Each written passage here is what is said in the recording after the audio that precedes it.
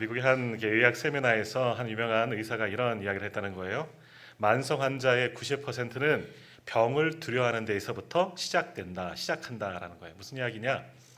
우리에게 병이 찾아옵니다. 병이 오랫동안 앓고 있는데 이 병의 원인이 어디에서부터 오느냐? 내가 병 걸릴까봐 두려워하는 마음에서부터 병이 시작된다라는 거예요. 내가 실제 병이 있어서 그것 때문에 고통받는 것이 아니라 내가 이 병이 걸리면 어떠지? 저런 병이 들면 어떨지?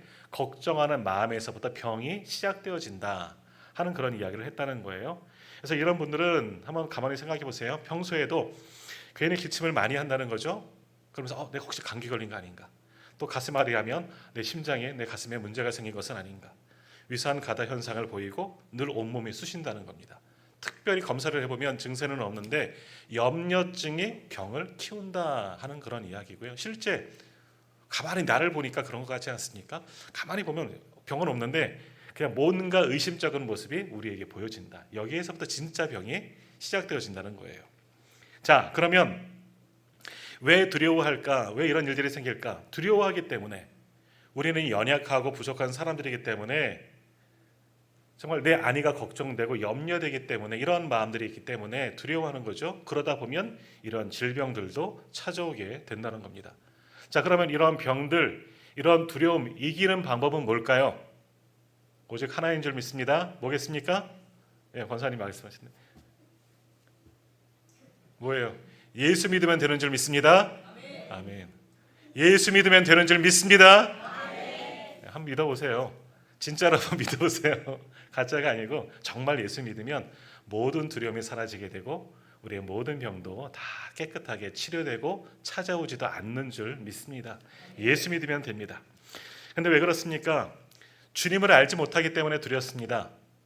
주님을 믿지 못하기 때문에 두렵습니다. 아는 것과 믿는 것은 완전히 틀린 거예요. 우리가 주님을 믿으면 모든 두려움이 사라집니다. 그러지 않습니까? 주님을 믿는데 우리 뒤에 계신 그리고 내 안에 계신 주님을 믿으면 모든 두려움을 이길 수가 있습니다. 그러면 병도 이길 수가 있는 거죠. 내 안에 정말 병이 찾아와도 이까짓 것 주님께 맡기면 여호와 라파 치료 하나님께서 고쳐주시지, 이 믿음이면 모든 질병도 다 이기게 되는 거예요. 그러니까 믿음의 반대말은 두려움입니다. 두려움, 믿음이 없기 때문에 두려운 거예요. 믿음이 있으면 주님을 바라보고 주님을 의지하면 주님께서 그 믿음대로 우리에게 모든 능력을 베푸셔서 우리를 지키시고 보호하시고 혹은 중병에 걸렸을지라도 하나님께서 우리를 고쳐주시는 줄 믿습니다. 믿음이면 되는 거예요. 믿음이면 모든 것을 이길 수가 있습니다. 자, 오늘 본문에 이러한 이야기가 기록되어져 있습니다. 자, 오늘 본문의 말씀은요, 사실은 지지난주에 보았던 말씀에 계속해서 이어지는 그런 말씀이에요. 예수님은 제자들에게 또 많은 사람들에게 하나님의 나라를, 천국을 비유로 가르치셨습니다. 이것이 마가복음 4장의 전체적인 내용인데요. 바닷가에서 말씀을 가르치셨어요. 그래서 우리가 알고 있는 지지난주에 보았던 겨자씨의 꿈이라는 제목처럼 씨앗의 비유를 통해서 또 겨자씨를 통해서 또 여러 가지 비유의 말씀으로 하나님 나라, 그냥 어림직하게 알고 있지만 눈에 보여지지 않는 그 하나님의 나라를 우리가 이해할 수 있도록 주님은 비유를 들어서 하나님의 나라를 가르쳐 주셨습니다. 보여주셨습니다. 그리고 이제 말씀을 다 마치시고 다른 지역, 이제 바다 건너편으로 가시려고 하는 것이 오늘 본문의 말씀인 거예요. 자, 이 말씀이 마가복음 4장 1절부터 시작되어지는데 주님께서 이렇게 하나님의 나라를 가르칠 때 어떻게 가르치셨느냐? 사람들이 바닷가, 이제 갈릴리 바닷가죠. 사실은 호수이지만 갈릴리 바닷가 해변에 앉아 있고요. 예수님은 바닷가에다가 배를 띄우고 그 배 위에 앉아서 말씀을 전하시는 겁니다. 이게 굉장히 과학적이라는 거예요. 스피커도 없지만 바닷가에서 불어오는 바람을 통해서 육성이 전파되어지는 이런 모든 것들을 이용하시는 예수님이셔요. 여튼 바닷가 위에서 배를 탄 채 예수님은 말씀을 전하고 계십니다. 여러 가지 하나님의 나라의 비유를 말씀하시고 이제 그 말씀을 다 마치시고 저물 때에, 오늘 말씀 보십시오. 35절, 그날 저물 때에, 그렇게 말씀하시던 밤 저물 때에 예수님은 어떻게 하셨느냐? 그 배를 타신 채 건너편 바다로 옮겨가시고자 했다라는 거예요. 그래서 예수님의 제자들은 노를 저어서 예수님을 건너편 바다로 함께 모시고 간 겁니다. 근데 예수님이 타고 계신 배만 가는 것이 아니라 예수님의 말씀을 듣기 위하여 그 바다 위에도 다른 배들도 조금 더 가까이서 아마 듣기 원했는지요. 아마 그 주변에 함께 다른 배들도 있었다는 겁니다. 그 배들도 함께 바다 건너편으로 가게 되었다라는 겁니다. 자, 우리가 잘 알듯이 예수님의 제자들 중에서 거의 반절은요 어부 출신인 것을 우리가 알고 있습니다. 나중에 요한복음에 보면 부활하신 예수님을 만났음에도 불구하고 무엇을 해야 할지 모르는 제자들 어떻게 합니까? 우리 다시 고기 잡으러 가자 하는 이야기. 그런 6명의 제자들이 가는 것을 보게 됩니다. 그러니까 예수님의 제자들 12명 중 과반수는 어부 출신이었습니다. 그러니까 이 갈릴리 바다에서 평생을 고기 잡기 하던 그런 어부 출신이라는 거죠. 이 갈릴리 바다를 너무나 잘 알고 배에 대해서 물에 대해서 잘 알고 있는 이들이 예수님의 제자들입니다. 그래서 이 예수님의 제자들 어린 시절 지금까지 보내왔던 그 바다에서 배를 저어서 예수님을 옮겨가는 것, 다른 곳으로 이동하는 것은 뭐 어려운 일이 아닌 거예요. 늘 해왔던 일이었던 것이죠. 자, 그런데 문제가 생깁니다. 그렇게 예수님과 함께 예수님을 모시고 건너편 바다로 가는 중에 풍랑이 일어납니다. 오늘 성경에 보면 그 풍랑을 가리켜 광풍, 37절에 큰 광풍이 일어나며 말씀하죠. 광풍, 미치듯이 바람이 부는 겁니다. 그러니까 굉장히 심한 바람이라는 거죠. 자, 근데 사실 이 갈릴리에는요 종종 이러한 바람들이 자주 분다는 거예요. 왜냐하면 갈릴리 이 바다는요 말 그대로 호수예요. 산으로, 높은 산으로 둘러싸여 있는 호수, 그러니까 육지보다 어쩌면 조금 낮은 곳에 있습니다. 산에서 바람도 불어오고 그러다 보면 쉽게 바람이 많이 불고 풍랑이 일어나는 곳이 갈릴리 바다였다라는 겁니다. 그러니까 이런 바람이 예고 없이 갑자기 불어닥치기도 하고 갑자기 큰 파도가 일어나기도 한다는 거죠. 물론 그 바다에서 오랫동안 어부 생활하던 이 제자들은 그러한 풍랑과 그러한 물결들 숱하게 경험해 왔습니다. 그래서 어느 정도 바람이 불면, 어느 정도 풍랑이 일면 위험하겠구나, 아니 이 정도는 우리가 능히 헤쳐나갈 수가 있겠구나, 그것을 알고 있는 사람들이 바로 예수님의 제자들이었다라는 겁니다. 그러니까 지금 그렇습니다. 예수님을 모시고 바다 건너편으로 가는데 한가운데서 소위 말하는 광풍, 아주 큰 풍랑을, 큰 바람을 맞이하게 됩니다. 이런 바람 맞고 제자들은 어떻겠습니까? 야, 이까짓 것 그동안 우리 여러 번 해보지 않았느냐, 그런 우리가 한번 이겨보리라. 제자들이 이렇게 바다 가운데서 한번 나가보려고, 풍랑을 헤쳐보려고 애써고 수고했겠지요. 노도 저어보고 돛도 올려보고 내려보고 여러 가지 해봤을 겁니다. 예전에 했던 그대로. 그런데 문제가 생깁니다. 자기들이 해보는 대로 배가 움직여지지 않지요. 파도는 점점 더 시게지고 그 물이 배 안으로 들어오고 배 안에도 물이 가득하게 된 지경에 이르렀습니다. 자신들이 가지고 있는 어부로서의 경험, 뱃사람으로서의 경험이 도저히 쓸모가 없어진 겁니다. 어찌할 바를 모를 지경에 이르게 되었다. 이때 모든 사람들이, 배 안에 있던 모든 사람들이 어떠한 생각까지 이르게 되었겠습니까? 이제 죽었구나. 이 풍랑에, 이 광풍에 우리가 바다에 빠지면 죽을 수 있겠구나, 이런 생각에 이르게 되었다라는 겁니다. 나는 아무것도 할 수 없구나. 근데 바로 그때 은혜가 일어나는 거죠. 사실 은혜는 언제 일어나느냐? 우리는 소위 우리에게 많은 것, 좋은 것들이 생기면 은혜입니다, 이렇게 은혜 말하지만 사실 그 은혜는 언제 일어나느냐? 우리가 아무것도 할 수 없을 때, 우리가 모든 것을 다 잃어버렸을 때, 거기에서부터 은혜가 시작되는 거예요. 그러니까 내가 가장 어려워지는 순간, 내가 문제가 생기는 그 순간, 바로 그때가 은혜인 줄 믿습니다. 왜 그렇습니까? 왜 그렇습니까? 하나님이 일하시기 때문에. 나는 할 수 없을 때 누가 일하셔요? 우리 주님이 나를 위해서 일하시기 때문에 바로 그때가 은혜인 줄 믿습니다. 오늘 제자들도 마찬가지예요. 자신들의 뱃사람으로서 이 풍랑 한번 보자. 노력하고 애썼지만 아무것도 할 수 없어요. 수십 년을 바다에서 살면서 이런 풍랑 많이 맞아봤지만 도저히 손쓸 수 없는, 자기의 힘으로는 감당할 수 없는 그런 광풍, 정말 미친 바람이 찾아온 겁니다. 도저히 할 수 없고 죽을 위기의 순간 은혜가 일어나게 됩니다. 지금 제자들이 경험하는 은혜는 뭐겠습니까? 예수님을 그제서야 기억하게 되는 겁니다. 자, 이때 예수님은 근데 뭐 하고 계셨습니까? 오늘 성경 38절에 보면 예수께서는 고물에서 베개를 베고 주무시더니, 예수님의 모습을 보십시오. 제자들과 예수님의 모습을 한번 그려보십시오. 큰 바다에 풍랑이 일어나고 물결이 이렇게 수십 미터, 수미터 올라오고 있는데 제자들은 거기서 헤쳐나가려고 이리저리 애쓰고 수고하고 노도 저어보고 돛도 올려보고 애쓰고 수고하는데 예수님은 그런 상황 가운데서도 평안히 주무시고 계시는 거예요. 우리의 상식으로는 이해할 수 없겠죠.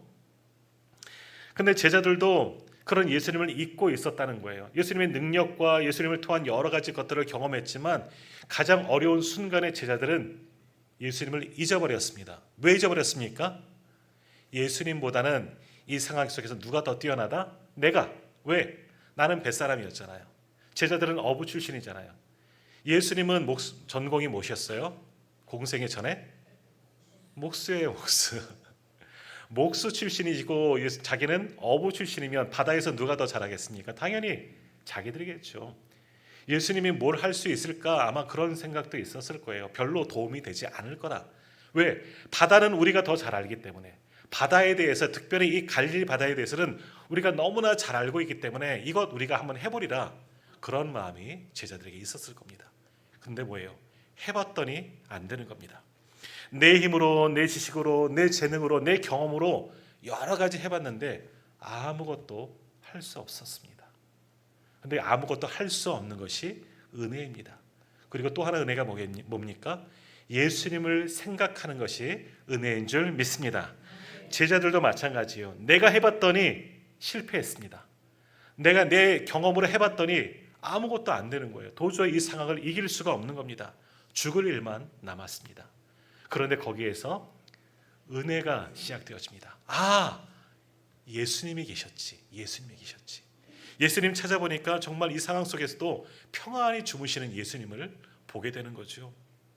그래서 그 예수님을 발견하고 예수님을 급하게 깨우면서 제자들이 이렇게 이야기합니다. 38절 말씀이 참 재밌는데 한번 제자들과 예수님의 모습을 보십시오. 우리 한번 같이 38절 읽겠습니다. 예수께서는 고물에서 베개를 베고 주무시더니 제자들이 깨우며 이르되 선생님이여 우리가 죽게 되는 것을 돌보지 아니하시나이까 하니. 아멘. 제자들은 뭐예요? 우리가 죽을 지경이라는 거죠. 근데 어떻게 예수님 주무실 수 있어요? 제자들은 정말 얼굴이 하얗게 질려 있는 사각입니다. 이 바다에서 이골이 난 제자들이지만 이 풍랑, 이 광풍을 만나고서는 죽을 지경에 이르렀지만 예수님은 뭐예요? 베개를 베고 너무나 평안히 주무시고 계시는 거예요. 완전히 극과 극의 모습을 발견하게 됩니다. 죽을 상황에 이르러서야, 내가 할 수 없는 것을 경험하고서야, 느끼고서야, 내 힘과 내 능력 아무런 소용이 없는 것을 깨닫고서야, 그제서야 제자들은 예수님을 찾았는데 예수님을 찾는 것이 은혜였다는 겁니다. 예수님을 찾는 것이 은혜입니다. 오늘 우리의 삶에도 이런 전환이 있어야 하는 거예요. 사실 우리의 모습을 보십시오. 오늘 우리의 인생도 제자들과 똑같습니다. 제자들은 익숙한 바다에서 풍랑을 만났습니다. 오늘 우리도 그럽니다. 어디에서 문제가 생깁니까? 익숙한 나의 삶의 지경에서 문제가 생깁니다. 저 엉뚱한 데 갔더니, 낯선 나라에 갔더니 문제가 생기는 것이 아니라 내가 살고 있는 나의 삶의 자리에서, 우리의 가정에서, 우리의 일터에서, 나의 삶의 자리에서 문제가 생기곤 합니다. 전혀 예기치 못한 일이 아니라 늘 익숙한 일 속에서 문제가 생길 때가 얼마나 많이 있느냐라는 거예요. 다른 원인이 아니에요. 내 삶의 자리에서 문제가 생깁니다. 그러면 우리는 어떡합니까? 너무나 익숙한 곳에서 문제가 생겼기 때문에 내가 한번 해보려고 합니다. 이 문제 옛날에도 이러한 일들이 있었어. 이렇게 하면 돼. 이런 상황들 그때는 이렇게 했었지. 경험을 이야기하죠. 그래서 이렇게 한번 해보려고 합니다. 근데 문제는 뭐예요? 아무리 해도 안 된다는 거죠. 내 힘으로는 한계가 있다는 것을 뼈저리게 느낍니다. 포기하게 되죠. 절망하게 될 때가 얼마나 많이 있었습니까? 제자들이 지금 배가 뒤집히지 않으려고 발버둥 치는 것처럼 우리도 인생의 바닷속에서 우리가 뒤집어져서 이 바다에 빠지지 않으려고 지금 우리는 어찌 보면 발버둥 치고 있는 것이 지금 우리의 상황일 수가 있는 거예요. 그런데 왜 그렇습니까? 나를 내려놓으면 되는데, 포기하면 되고, 대신 누구를 찾으면? 주님을 찾으면 내 인생의 깊은 속에서 내 안에서 계시는, 주무시고 계시는 예수님을 깨우면 되는데 우리는 거기까지 생각이 미치지 않는다라는 거예요. 그럼 은혜는 뭐냐? 바로 예수님을 찾는 것. 이미 우리 안에 오셔서 내 곁에 계셔서 나와 함께 하시고 나를 도우시는 주님을 찾으면 거기에서부터 은혜가 시작되어지는 줄 믿습니다. 그거는 예상하지 못한 일이죠. 주님을 찾으면 되는데 우리는 그것을 생각을 꺼내는데 너무나 오랜 시간이 걸리는 거예요. 그래서 여기서 맞고 저기서 터지고 문제가 생기고 이것이 깨지고 이것이 포기되어질 때 그제서야 다 포기하고 두 손들 받들고 주님 앞에 나올 때가 얼마나 많이 있었는가. 오늘 제자들도 보십시오. 자신들을 버리면 됩니다. 내 경험과 내 능력을 버리고 주님 도와주세요. 주무시고 계시는 주님을 깨우기만 했다면 이런 풍랑 능히 이길 수가 있었던 거죠. 그것이 우리들의 모습이에요. 주님이 우리와 함께 계시고 우리를 도우시는데 주님은 잊어버렸습니다. 왜? 내가 능히 할 수 있거든요. 지금까지도 주님 없이 잘 살아왔거든요. 주님께 기도하지 않고 주님께 도움을 요청하지 않아도 내 능력으로 내가 가지고 있는 것들로 내 권세로 내 힘으로 우리는 얼마든지 잘 살아왔기 때문에 가장 어려움이 생겼음에도 불구하고 주님을 찾기보다는 어떻게 해요? 내가 한번 해보자. 한번 해보지. 어떤 분은 그런 생각이 있을 거예요. 이것까지도 주님께 기도해야 하나?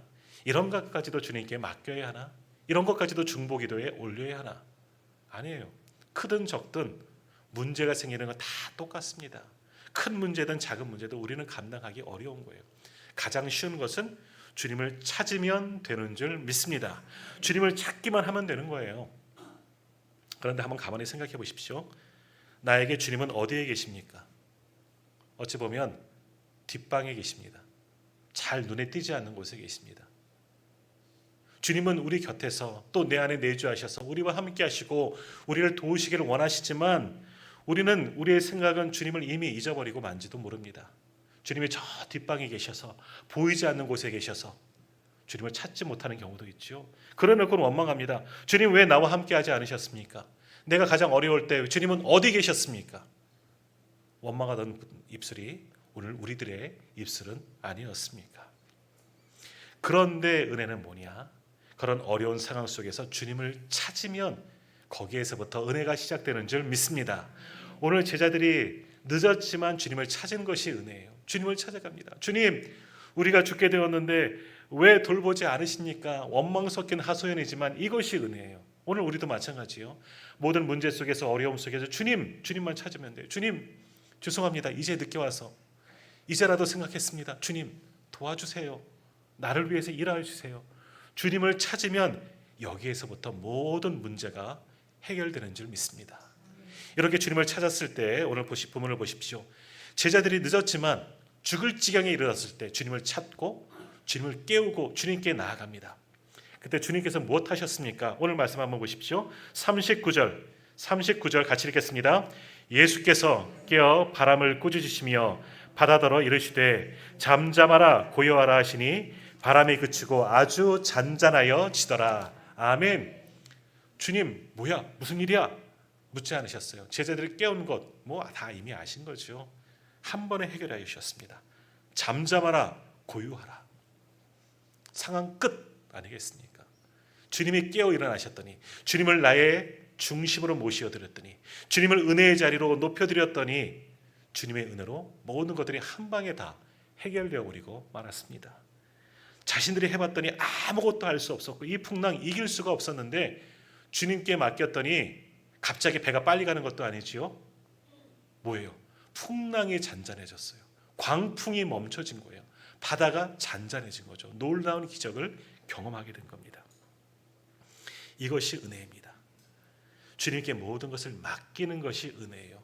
그럼 주님이 우리를 위하여 일하여 주실 줄 믿습니다. 오늘 우리도 마찬가지예요. 모든 문제, 모든 염려 해결하는 방법은 뭐다? 믿음이에요. 믿음. 주님을 향한 믿음. 주님만 바라보고 주님 솔직하게 고백하십시오. 나는 아무것도 할 수 없습니다. 두 손 두 발 다 들었습니다. 주님 도와주십시오. 주님 나를 불쌍히 여겨주십시오. 바로 그때 주님의 은혜가 우리 가운데 임하게 될 줄 믿습니다. 잠잠하라 고요하라. 우리의 모든 인생의 풍랑이 잔잔해지고 다 다스려지는 줄 믿습니다. 주님만이 우리에게 은혜 베풀어 주시고 주님만이 우리의 문제를 해결해 주시는 분이십니다. 그 주님을 의지하는 우리 모든 성도님들 다 되시기를 바랍니다. 자, 이렇게 주님께서 단번에 모든 것을 다 해결해 주셨어요. 잠잠하라 고요하라. 말씀 그대로 모든 것들이 잠잠해지고 평안해집니다. 아무 일 없었다는 듯이. 자, 그리고서 주님이 그제서 그렇게 믿음 없는 두려움 가운데 있는 제자들을 향하여 꾸짖으십니다. 그것이 40절 말씀인데요. 우리 40절 말씀도 우리 한번 같이 읽도록 하겠습니다. 40절입니다. 이에 제자들에게 이르시되 어찌하여 이렇게 무서워하느냐 너희가 어찌 믿음이 없느냐 하시니. 아멘. 다른 복음서에는 동일한 상황 가운데 어찌하여 믿음이 적으냐 말씀하셨어요. 근데 마가복음에서는 아주 심하게 질책하시는 거예요. 너희가 어찌하여 믿음이 없느냐. 너희에게 믿음이 없다라고 말씀하셨습니다. 이것이 오늘 우리를 향한 말씀 아닐까요? 너희 왜 이렇게 믿음이 없니? 우리는 우리가 믿음이 있는 줄 알았습니다. 왜? 주님께 예배하고 있기 때문에. 그래도 주일이면 주의 전을 찾고 있기 때문에. 그래도 가끔은 기도하기 때문에. 말씀도 보고요, 찬양도 하기 때문에 나는 믿음이 있는 줄 알았습니다. 그러나 오늘 주님은 우리에게 말씀합니다. 어찌하여 너희가 믿음이 없느냐. 무서운 질책 아니겠습니까? 오늘 이 징계를 받는, 책망을 받는 사람이 제자들이 아니라 나입니다. 나에게 말씀하는 거예요. 너희가 어찌하여 믿음이 없느냐. 주님의 안타까운 그런 하소연 말씀이시죠. 너희가 어찌하여 믿음이 없느냐. 그리고 앞에 보십시오. 어찌하여 이렇게 무서워하느냐. 자, 이것을 보면서 두려움과 믿음의 상관관계를 보여주고 있습니다. 믿음이 없으면 두려움이 생기는 거예요. 무서워하는 거예요. 믿음이 있으면 두렵지 않습니다. 같은 거예요. 믿음이 생기면 내 상황 속에 어떤 일들이 생기든지 전혀 두렵지 않습니다. 무섭지 않습니다. 왜? 우리의 믿음의 대상인 주님이 함께 하시기 때문에. 그러나 믿음이 없으면 당연히 두렵죠. 두려운 거예요. 그러므로 오늘 성경은 믿음은 두려워하지 않아도 될 것을 두려워하는 것이에요. 무슨 말이냐? 우리는 무엇을 두려워합니까? 내 앞에 있는 문제, 염려, 근심거리를 두려워합니다. 이것을 보고 감당할 수 없고 이것이 너무나 크게 보이는 거죠. 그래서 두려워합니다. 그러나 믿음은 이것을 두려워하지 않습니다. 그럼 무엇을 두려워합니까? 그 너머에 계신 분, 바로 우리 주님을 두려워합니다. 경외하는 거죠. 그러므로 문제보다 더 크신 주님을 바라보면 문제가 되지 않는 거예요. 그렇습니다. 이것이 바로 믿음입니다. 믿음이 있다 없다 무엇을 보느냐, 내가 지금 무엇을 보고 있느냐. 주님을 보고 있으면 믿음이 있는 거예요. 그러나 주님을 보지 못하고 문제를 보면 믿음이 없는 거예요. 지금 나는 무엇을 보고 계십니까? 바라기는 주님을 바라볼 수 있는 저와 우리 모든 성도님들 되시기를 축복합니다. 주님을 바라보는 것이 은혜입니다. 시각장애인이고 규머리고 병어리인 저 헬렌 켈러 이런 이야기를 했습니다. 이 세상은 고난으로 가득하나 또한 이 고난을 극복할 수 있는 능력도 가득하다라고 고백했다는 거죠. 뭐예요? 왜? 주님을 믿기 때문에. 헬렌 켈러 우리가 잘 아는 것은 얼마나 고난이 많습니까? 보이지 않고 듣지도 못하고 말도 못하는데. 그러나 이것을 이길 수 있다는 거예요. 어떻게? 주님을 믿기 때문에라는 거예요. 마틴 루터 종교개혁가 마틴 루터도 이런 고백을 했습니다. 그리스도의 은혜를 받기에 적합한 사람이 되기 위해서는 자신에 대한 절망 속에 빠져보아야 한다. 오늘 제자들을 경험해 보라는 거예요. 한번 나를 포기해 보라는 거죠. 문제 가운데 한번 빠져보라는 거예요. 문제의 늪에 한번 빠져봐야지 주님의 은혜가 얼마나 귀한지를 깨닫게 된다는 거예요. 자, 소위 우리 주변에서 믿음 좋은 사람, 믿음으로 성공한 사람들, 또 귀한 목사님들 다 한 번쯤은 절망 속에 빠졌던 분들이에요. 예전에 저희 선배님 목사님들은 그런 이야기를 했어요. 큰 목회하려면 소위 말하면 대형교회를 이루고 성공한 목회를 하려면 폐병쯤 한번 걸려야 한다고 옛날에 결핵 이야기하는 거예요. 지금 뭐 조영기 목사님이나 예전에 그런 목사님들, 김삼 목사님도 마찬가지고 크게 목회하시는 분들, 소위 세상이 보기에 목회적 성공을 이룬 목사님들 젊은 시절 목회 초년 때 정말 중병에 걸렸던 분들이 참 많이 있었다는 거예요. 그러나 질병 속에서 그 어려움 속에서 하나님을 의지하였더니 이런 놀라운 은혜를 경험했다고 간증했다는 거죠. 그러니 소위 말하는 한 번쯤 폐병에 걸려야 봐지 걸려봐야지, 중병에 걸려봐야지 은혜를 경험한다는 거예요. 오늘 우리도 마찬가지예요. 한 번쯤은 어려움을 겪어봐야지 거기에서 주님의 은혜를 경험하게 되는 줄 믿습니다. 그렇다고 주여 내게 위기를 주십시오, 고난을 주십시오, 뭐 이렇게 기도는 안 하실 거예요. 그러나 지금 내 상황에 지금 위기의 순간이라면 감사하세요. 원망하기보단 하나님 드디어 저를 위해서 일하시는군요. 하나님 나를 위해 일하시는 줄 믿습니다. 믿으시기를 바랍니다. 그것이 바로 믿음입니다. 무디 목사님이 이런 이야기를 했습니다. 겨울철에 이제 자기 어린 딸을 데리고 이제 산책을 나가게 되었는데 아이가 미끄러질까봐 목사님이 이 아이의 손을 이렇게 꼭 잡아주었다는 거예요. 근데 무디 목사님은 이게 체격이 굉장히 컸다는 거예요. 손도 되게 크셨고. 그래서 아빠가 아이의 딸아이의 손을 잡으니까 딸이 그렇게 이야기했다는 거예요. 아빠 다 손잡을 필요 없어. 손가락만 줘. 아빠 무디 목사님의 손가락도 크니까 손가락만 이렇게 붙잡아도 충분하다는 거예요. 그렇게 말하는 순간 아이가 미끄러져서 커당 하고 넘어져서 엉엉 울었다는 거예요. 그래서 목사님이 이야기했다는 거예요. 그봐 내가 손잡아주면 괜찮잖아.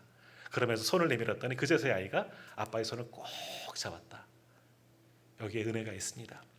하나님은 우리의 손을 붙잡아 주시기를 원하고 계십니다. 지금도 우리에게 그 크신 손을, 그 강하신 손을 펼치시고 내미시고 계십니다. 그 손을 붙잡는 것이 은혜예요. 잡으셨습니까? 아멘. 잡으신 줄 믿습니다. 하나님 저는 새끼손가락만 잡을게요. 아니에요. 손을 꼭 붙잡으셔야 돼요. 그 강한 손에 권능이 있습니다. 모든 문제를 돌파할 수 있는 힘이 있는 줄 믿습니다. 주님은 우리에게 손을 내밀고 계시는데 그 손을 붙잡아야 은혜가 되고 그 손을 붙잡으면 모든 문제, 모든 위기, 모든 어려움을 반드시 돌파하게 되는 줄 믿습니다. 우리 삶 가운데, 우리 인생 가운데, 우리 가정이나 우리의 삶의 터전, 내 일터, 내 기업 또는 우리의 자녀들 감당할 수 없는 문제가 찾아왔습니까?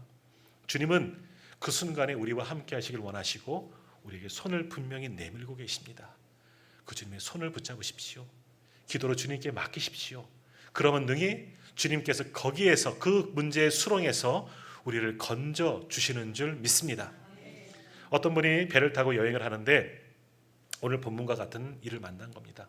큰 풍랑을 만나서 배가 막 요동치기 시작하는 거예요.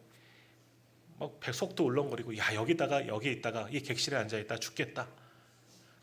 그 갑판 위로 뛰어 올라왔습니다. 너무나 무서워서. 근데 갑판 위로 올라왔더니 한 어린 아이가 그 풍랑에 일고 있는 그 바다 그 배 위에서도 막 즐겁게 노래를 부르며 깡총깡총 뛰면서 그 배 위에서 풍랑이 치는 그 갑판 위에서 배 위에서 놀고 있는 것을 보게 된 겁니다. 이분이 깜짝 놀랐거죠. 얘야 너는 무섭지 않니? 얼른 이리 와. 손을 잡아라. 어디를 붙잡아라. 이야기하는데 이 아이가 괜찮다는 거예요. 괜찮아요 아저씨. 아무런 문제 없을 거예요. 조금 전에 제가 선장실에서 나왔는데요. 선장이 우리 아빠거든요. 근데 우리 아빠 보니까 얼굴이 평안하더라고요. 곧 풍랑이 잔잔해질 거예요. 아빠는 아는 거예요. 여기만 지나가면 괜찮아질 것. 아빠의 모습 속에서 아이도 문제 없겠구나. 그래서 배판 위에서 풍랑이 일어도 놀 수가 있었다는 거죠. 자, 오늘 우리도 마찬가지입니다. 우리 하나님이 우리 인생을 하는 배의 선장 되신 줄 믿습니다. 선장님이 우리 아버지이신데 뭐가 문제가 있겠습니다. 선장님 바라보면 야 손잡아 어디 잡으면 돼요. 괜찮아 마음대로 뛰어노시면 되는 겁니다. 그것이 은혜입니다. 선장님이 바로 우리의 아버지시기 때문이죠. 그래서 성경은 우리에게 말씀합니다. 이사야 41장 10절입니다. 두려워하지 말라 내가 너와 함께함이라 놀라지 말라 나는 내 하나님이 됨이라 내가 너를 굳세게 하리라 참으로 너를 도와주리라 참으로 나의 의로운 오른손으로 너를 붙들리라. 아멘. 하나님께서 우리를 붙들어 주신다 말씀합니다. 시편 46편 1절에서 3절입니다. 하나님은 우리의 피난처시오 힘이시니 환난 중에 만날 큰 도움이시라. 그러므로 땅이 변하든지 산이 흔들려 바다 가운데 빠지든지 바닷물이 솟아나고 뛰놀든지 그것이 넘침으로 산이 흔들릴지라도 우리는 두려워하지 아니하리로다. 아멘. 하나님의 은혜를 경험한 자의 믿음의 고백인 거예요. 오늘 우리가 지금 내 상황이 풍랑 가운데 있습니까? 요동치는 배 안에 지금 타고 계십니까? 걱정하지 마십시오. 근심하지 마십시오. 어떻게 하면 됩니까? 주무시고 계시는 예수님을 깨우면 됩니다. 예수님을 찾아가면 됩니다. 주님의 손을 붙잡으면 되는 거예요. 그러면 주님께서 우리의 요청을 거절하지 않으시고 반드시 우리를 구원해 주시는 줄 믿습니다. 근데 문제가 있죠. 다 말씀을 드렸습니다. 이미 문제가 있습니다. 풍랑을 만났을 때 우리는 주님의 도움을 요청하면 주님이 도우신다는 것 알고 있죠. 알고는 있습니다. 근데 큰 문제는 뭐냐? 주님을 찾지 않는 게 문제예요. 주님을 찾지 않는 것이 가장 큰 문제입니다. 풍랑이 문제가 아니고 풍랑이 일어났을 때 주님을 찾지 않는 것, 이게 더 큰 문제예요. 근데 우리는 이것을 잊어버리고 기억하지 못하는 겁니다. 우리의 인생의 가장 어려운 순간 우리는 무엇 하셨습니까? 내게 문제가 생겼을 때 우리는 무엇 하고 계셨습니까? 주님 앞으로 달려나와 이 문제를 놓고 주님께 기도했습니까? 히스기야처럼 죽을 병에 걸렸을 때 면벽하고 주님만 바라보며 간절히 눈물 흘리며 기도해 보셨습니까? 그러면 우리는 믿음이 있는 사람입니다. 대단한 믿음의 사람인 거죠. 괜찮은 사람입니다. 그런데 문제가 생겼을 때, 어려움이 생겼을 때 어쩌을까 하면서 도와줄 누군가를 찾아 헤매고 있다면, 방황하고 있다면 우리는 오늘 제자들처럼 믿음 없는 사람입니다. 만일 기도하기보다 다른 누군가를 찾고 누군가를 바라본다면 나는 전혀 믿음이 없는 사람일 수가 있는 거예요. 기억하십시오. 가장 문제가 생길 때 주님의 손을 붙잡으면 돼요. 주님만 바라보면 돼요. 주무시고 계시는, 사실 주님이 주무셨겠습니까? 기다리고 계셨죠. 주님께 가기만 하면 돼요. 주님을 깨우면 되는 거예요. 그럼 주님은 분명히 우리를 위하여 일하여 주실 줄 믿습니다. 그 깨우는 게 뭡니까? 기도하는 겁니다. 기도하는 것. 기도의 권세가 이렇다는 거예요. 주님께 매달 기도해야죠. 주님께 부르짖어 나가야죠. 내 인생에 어려움이 생겼는데 가만히 계시겠습니까?